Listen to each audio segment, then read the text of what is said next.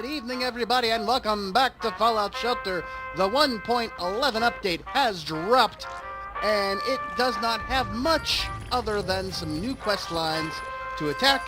So we're going to put the current ones on hold with the detective case files and the search for Recce Jobbison's jersey, which I actually think we beat the detective case files, if I'm not mistaken. But we're going to get our people out because I wanted to wait until this video to send everybody out, and then we'll continue on and get them into their quests. So let's go check and see what we got. We got, it's Horsemen of the Post-Apocalypse Part 2. Alright. The Wizard of Water, yes. And When Irish Eyes Are Glowing. Shamrock the Casbah. I heard that there was some, St. Patrick's Day quest, but this just dropped last week. St. Patrick's Day is, we're two weeks past that now. It's a little bit late for that. Oh well. Anyways, let's go get some people out there and do some stuff. How about that? Alright, the Horsemen of the Post-Apocalypse Part 2, I think that calls for a Randy Campbell and company to take on. We will go ahead and take care of that. So, the Horseman War has invited us to discuss matters of common interest. If you remember, we had recently completed Horsemen of the Post-Apocalypse Part 1, and we had not seen War yet. So now here we go.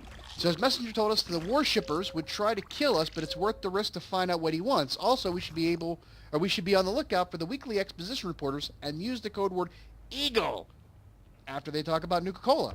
I have to remember that every time they talk about Nuka-Cola, the answer is Eagle. So let's get our best and brightest out there. That would be Mr. Randy Campbell and Mr. Jacob Bishop and Mr. Matthew Bishop. We'll get them out there. All right, go forth and have fun. Booyah! All right, up next we've got the Wizard of Water, Fons Vivus. Fons Vivus sees the water, I guess, or conquer the water, something like that. Vivus, I don't know. Who knows? I should have taken Latin when I was growing up. Wish I could have. Learn more about the magical water people are talking about. People are talking about a new kind of water that has healing properties, makes you stronger, and brings good fortune. Adventure, action, refreshing beverages. We can drink to that. So let's send out our Keith White, let's send out Kevin Ross, and let's send out Butch for that one. Do we got a better gun for you, mister? No, we don't. We don't have a better gun. All right, we got some better stuff to send you out with, though. Some good healing stuff, because I have a feeling it's going to be not so great of the water. But go on there and have fun. All right. Also, we've got, let's see here, Shamrock the Casbah. I'm not even going to attempt to do an Irish accent because, my gosh. We received information that Vault 317 contains clover samples from before the Great War. 317 being March 17th, St. Patrick's Day, hardy har, har, har, har, har. This hardy, nutritious weed, woohoo, they love the leaf. Believed to be extinct, could prove an important staple for us. We need to bring back these samples. Samples, if there are any left. Yeah, and make some brownies while we're at it, because it's going to be a long night. So let's send out Ryan, let's send out Three Dog, and let's send out Sarah Wright. Get out there and have fun. Get out there and Wing Chun. Go for it. That's our quest set up. We will come back in when they are ready, which will be in a few hours. And we will take on the new quests for the 1.11 update. Oh yeah. And we're back with low storage dice. And we're going to go take on our quests, of course. And since we did them in this episode, and the lag is killing me, we don't have to go over the items because they already are taken care of. So let's go Shamrock the Casbah. Ha ha! We got Shamrock the Casbah. Shamrock the Casbah. Explore Vault 317. Laddie. I'm shameless so stereotype. It's magically delicious. Alright, we got all the damn stupid, goofy, freaking St. Patrick's Irish crap out of the way. No more. Because this is April, for Pete's sake. Let's go figure out what we gotta do. Damn game. I tell you, you damn game. That's a pretty damn big vault, too. Anyways, gaming. Gaming, yes, gaming. Well, hey. So, as, you know, I don't like to, and I say that I don't like to do it, and I continually do it. I don't like to talk about other video games, competing video games, or other video games while I'm playing a video game.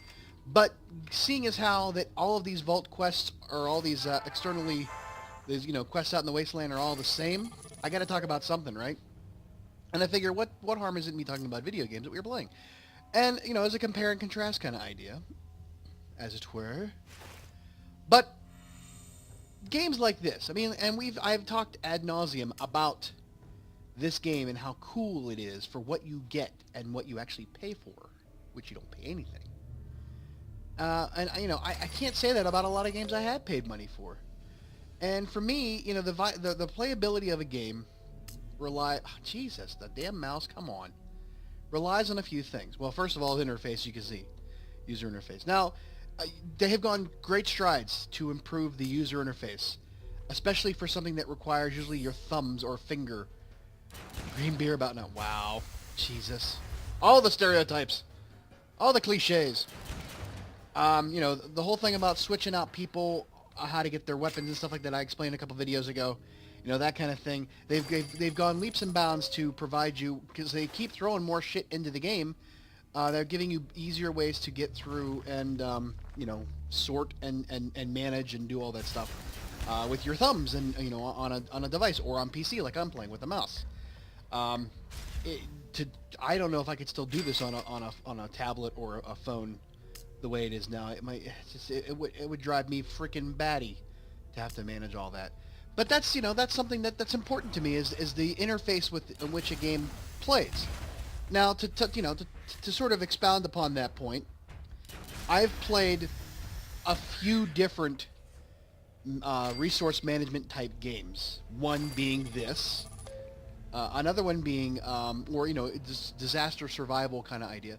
Remember Sheltered, and I've talked about it before, and I haven't played it ever again, and I promised I probably would look at it, and I just haven't got around to doing it, because it's just not, the schedule just won't allow me to fit it in. I have this crazy idea for a thing that I want to try, but it's going to take a hell of a long setup, and it may not even work because the game consistently crashed towards the end of me playing it, and the next generation of that game sucks because there's nothing in it. So I don't know what I'm going to do about that. But it might be hilarious, or it might be stupid. I may not even actually air the series. We'll see. We'll see.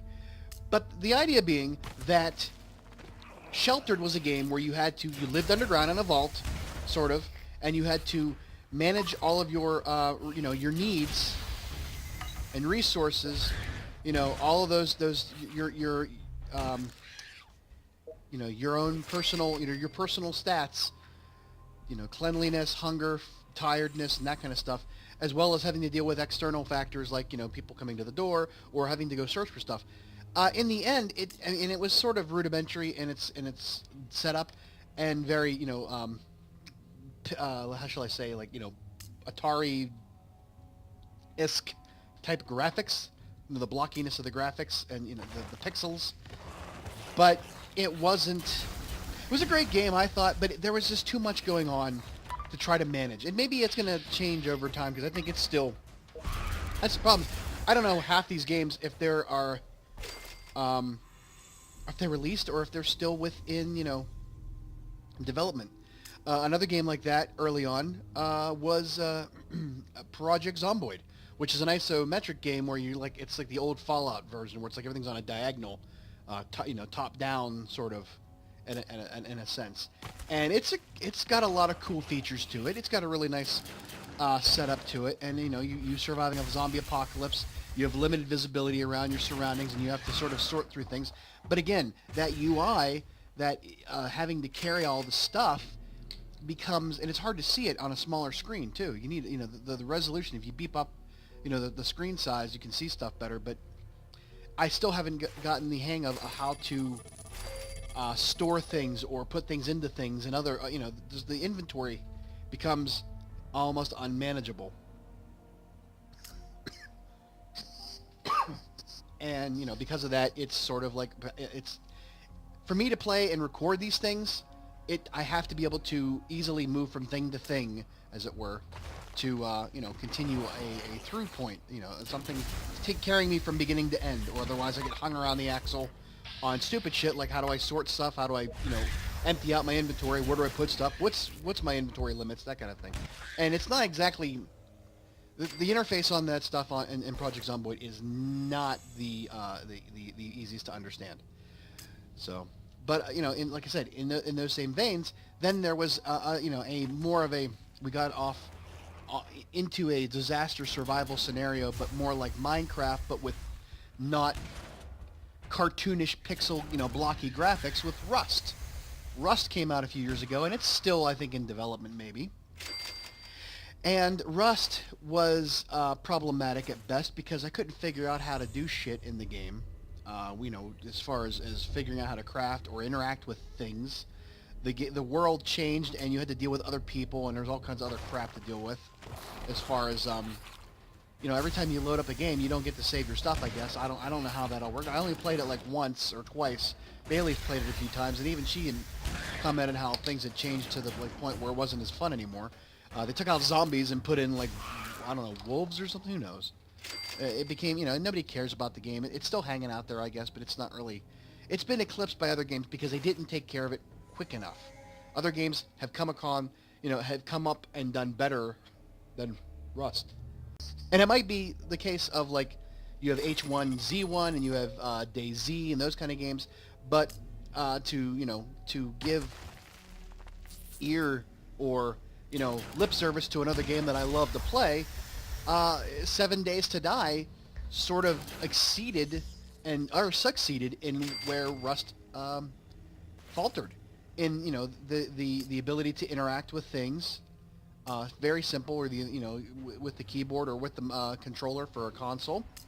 The inventory system is like any other inventory system in any game, where you have limited inventory and you have to manage that. And you can but it has a scrapping system. You can make things on the fly. You can do stuff.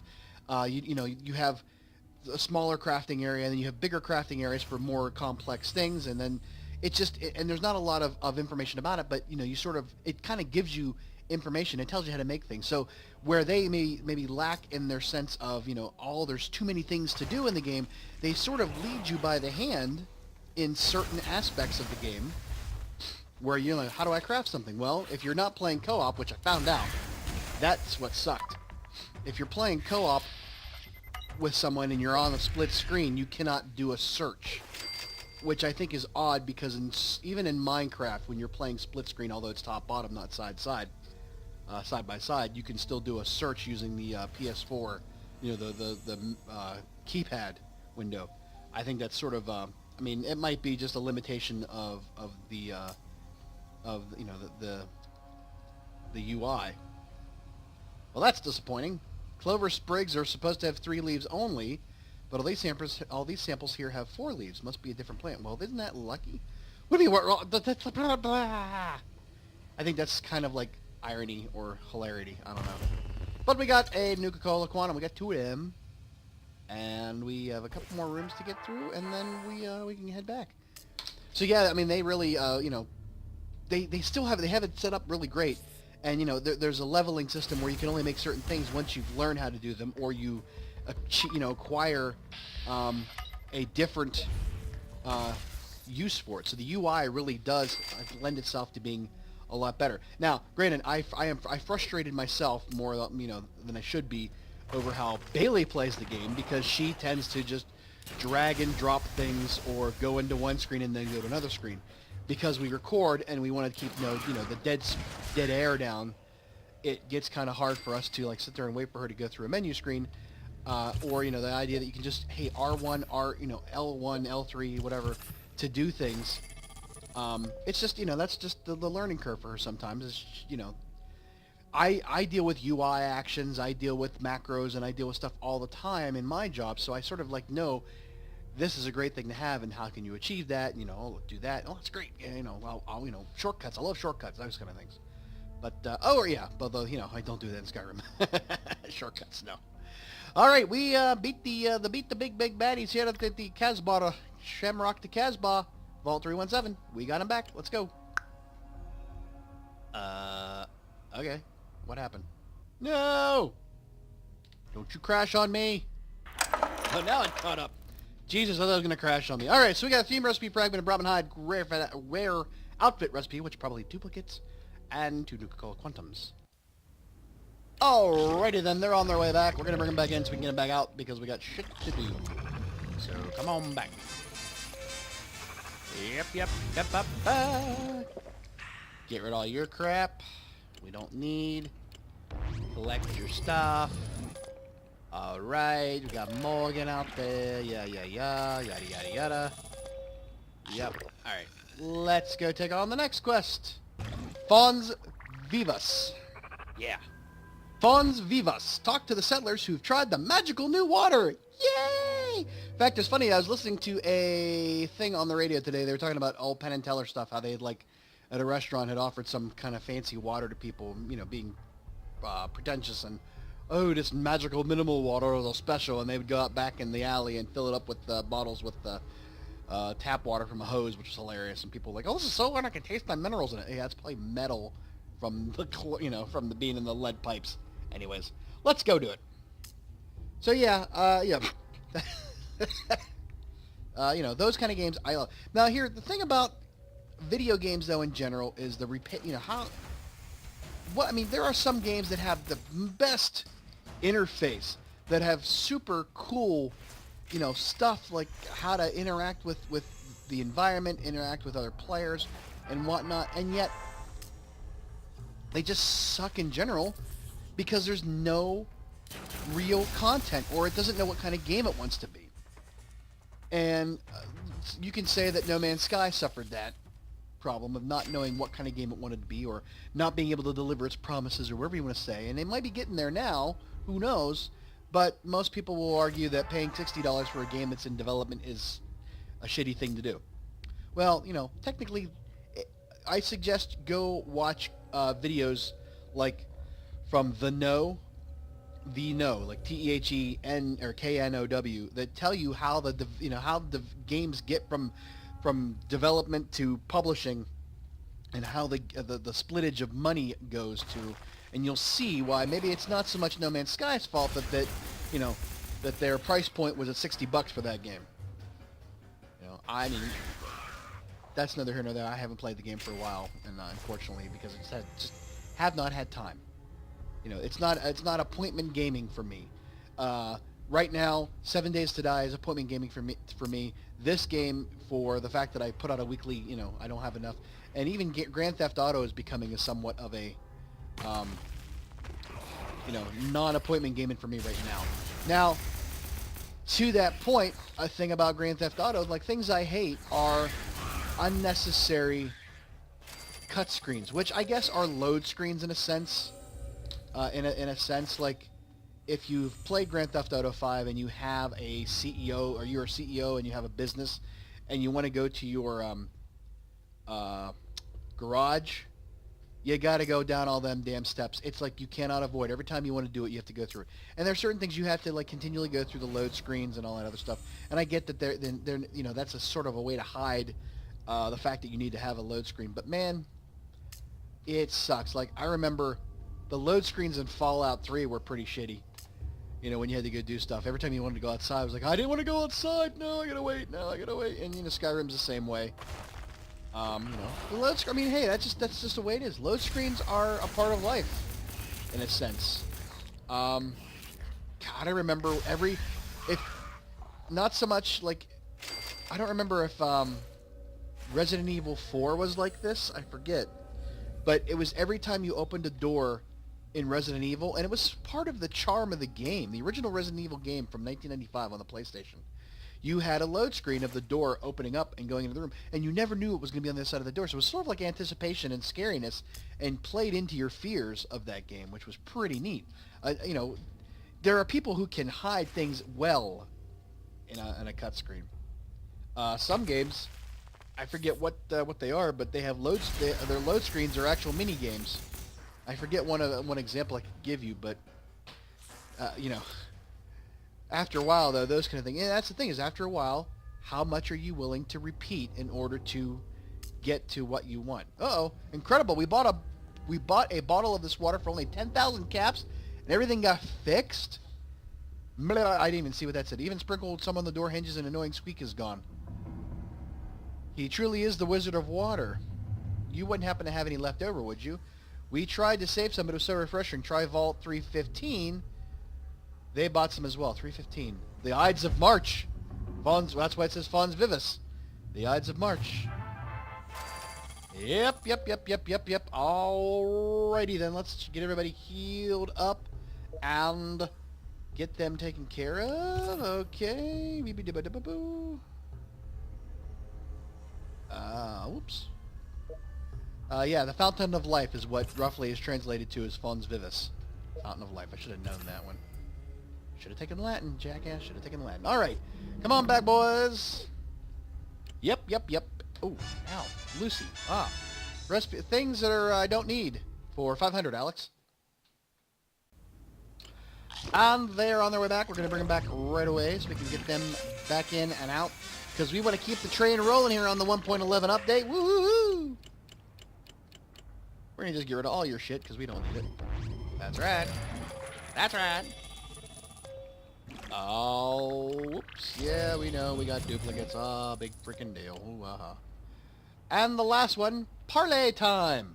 Parley. I thought that was spelled P-A-R-L-A-Y, but that's because I knew French. And not Latin. I don't even know which one. Oh, this is the Horsemen of the Post-Apocalypse Part 2, I guess. Okay. Ooh. Loudy. Loudy. Oh, Lord. Parley time. Talk to war. Parley. All right. Horsemen of the Post-Apocalypse Part 2. Electric Boogaloo. Here we go. So I guess, Oh, right away. Shit. War may have asked for you, but you still have to earn your audience with him. And that means getting through the war shippers. Come out and play, yay! Dwellers, it's go time! Alright, we just automatically go into a fight and kill them instantly. There you go. I guess, to talk about games that, are... I don't know, there's games that I can play every single day of my life that are on a casual level, and there are games that I can play every once a year and still be as enthralled with them as the last time I played. Skyrim is one of those games. Skyrim is one of those games I can just pick up, start playing, and just be like, I could spend 3 hours in the game just wandering around from place to place and just enjoying myself without actually getting anything done. Which, if you watch the series, is pretty much what happens. I sit there, Janessa trips me up, we run into things, she causes trouble, shenanigans ensue, and there you go. But I guess if I had to pick, other games I've talked about, I wish I could play them here and show you how cool they are, but they're old school games. I don't even know if I could do that. It'd be nice if the PS4 back catalog could put out old school games from the PS1 and PS2. That'd be really nice. Like Kingsfield 2, 3, and 4. They are, Polygon is all get out. We're talking like 1985, 96, that kind of time frame. And they just held so much replay value, even though they were an RPG that once you figured out how to play it, you could play it the same way every single time. It's not like you were going to discover really anything new in the game. They weren't that in-depth. Make war, not love! Woo! But yet, I could start playing one of those games now, and I could start and go to finish and forget how I got through the game the first time around, or the first 10 times around that I played it, and it'd be a whole new thing just for me. And as, maybe if you want to say crappy as the graphics are for being a game from the mid-90s, they hold up extremely well in terms of just immersion in things. And that's the important part about any kind of gaming experience is how well is your entertainment value, or how well are you engaged in a game. A game like Limbo, for say, it's a puzzle game, but it's sort of like got that cool eeriness to it. It sort of puts you in a may war live forever, but you'll be dead in a second. Limbo you can play again and again and again because there's sort of like a sadness and melancholy to it, and it sort of touches on an isolation to you. Minecraft is the same way, because sometimes you just want to go into a world and just build and just forget about things and be isolated and just be, tap into that part of yourself that wants to be alone sometimes from all of the external things that shit on you all day long, like work and traffic and life in general, to just escape and do stuff like that. Those are kind of neat. And those are the kind of games that, are really, really cool. Puzzle games are sometimes not as... Good thing war never changes. Shout out to Fallout on that one. and Ron Perlman. Oh yeah, bitches. But you know, puzzle games are hard to play again and again and again because you know they are puzzles. I mean, they are puzzle games. They are by nature repetitive because once you've played them through, the puzzles don't change. You may like, you know, Candy Crush. My God, how many people can still continue playing Candy Crush? Hi there, I'm supposed to fight you, but you've caught me all alone. Hey, baby. That's not really fair, is it? So I'll just let you by. War, may he enjoy Nuka-Cola forever, is around here somewhere. Wow. Is that okay with you? The eagle soars in the wind. The eagle has landed. She said Nuka-Cola. So the beagle runs after the ball. But the eagle soars in the wind. How did War get that name in the first place? The eagle has landed. Now, what does War want with us? That's fine, but we should consider your warring way. You should reconsider your warring ways. So one of these two in the middle here is what we want to talk about. Let's go with what is I don't care about his name. Screw it. Let's do that one. The eagle has landed. The code word. Well, he really just wants to talk, believe it or not, and set up a truce. Really? It's kind of lame. Lame-o. But you know, like games like The Bridge or something like that. I mean, there's always like achievements to go back and try to get and figure out and things that you may have missed the first time. A game like The Mysterious Cities of Gold is not going to be a game I'll probably ever play again just because it's a pain in my ass sometimes in a sense. Uh-oh, what's this? I am War, Horseman of the Apocalypse, and you are puny. Or maybe we should say, I am War, Horseman of the Apocalypse. Oops, I propose an alliance until the other horsemen are defeated. I need you to find death. This cultist attacked Vault 672. Start there. Okay, well. Cough, cough. I'm sorry. Talking like that is murder in the throat. Do we have a deal? So, you say, you yelling at me? Sure, but keep your worshippers away from innocent settlers. Absolutely. You are, after all, the most powerful horsemen. Screw that. I gotta say that. Okay, but are you really a war? We were expecting more intimidation. Yes, it's a deal. What else can you tell us about death? I don't care with the information. I want to ensure the safety of my other fellow settlers, so we're going to go with sure, but keep your worshippers away from innocent settlers. There you go. I don't take orders for you. Oh, sorry, I got caught up. No problem. We'll leave him alone. Wow. And we did what we needed to do, I guess. Noise! Wow, that's so lame. Yeah, I mean, if you think about it, a game like The Bridge or a game like Candy Crush or games like that, they don't really offer that much in the way of replay value if you've mastered them the first time through. It's, you know, always go back. Now, hey, here's the thing. Every day, I play 3 games every single day, usually like on a break. And that's not Monopoly. What the fuck? Mobilityware. It's Free Cell, Spider Solitaire, and regular Solitaire. And I try to get the achievements and the goals and, you know, and I had a running thing where it was like I had gone like 600 days without missing a daily challenge, and then I just like screwed off one day and forgot about it. And I was like, oh, my record. So now I'm like, I don't care anymore if I meet it. But now I'm getting slowly back into the point where it's like I haven't missed a day. And those kind of games are like if I could just beat the challenges every day, that's like, you know, I keep my brain sharp, whatever else. But they're different every day. I mean, they're the same game all the time, but you know, it has some replay value to it. So, all right, we talked to War. We did what we got to do. We're gonna bring them all back so I can get a military duct tape and some recipe fragments and a Nuka-Cola Quantum, and we can keep going. All right, 1 Nuka-Cola Quantum coming at you. Get you back in, because, you know, we just pretty much equal anything we've used. Oh, the mysterious stranger creeping in your room like Edward Cullen, watching you sleep. It's not creepy at all. No. I don't know why I went Twilight there. I just don't. I have no idea.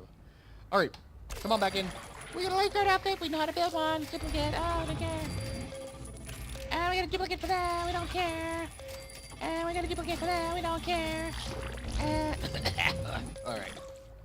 All right, boys. Thanks for your service out there in Wasteland. Let's get you all set up for the next set of quests, because we're gonna keep this train rolling. So we got 5 more quests. No, 6 more quests to do for the Wizard of Wada. 3 more quests for the Driving the Snakes Out. No, flip me. 2, 3, 4, 5, 4, 7. Yeah, we've only done 1 quest each, so we got a shit ton of things to do. Crime scene investigation, All the Horsemen of the Post-Apocalypse. We'll send out Randy Campbell and the boys with that one. Randy Campbell. Hello, Randy Campbell. You're my hero, Randy Campbell. And Matthew and Jacob, all with you too. Aww. Have fun. Freaking death claw attack! Ah! Alright, that's taken care of. Everybody's all healed up. Let's set the next quest. The next quest. Next quest. La la la la la la la. Our cup runneth over with failure. It's like Daffy Duck. Our cup runneth over with failure. Alright. We'll send out Butch. We'll send out Kevin. We'll send out Keith. Have fun. And we got one more to do, and it is the... Ooh, there's a lunchbox, right? Nah. Here's the pitch. No. When Irish eyes are gluing.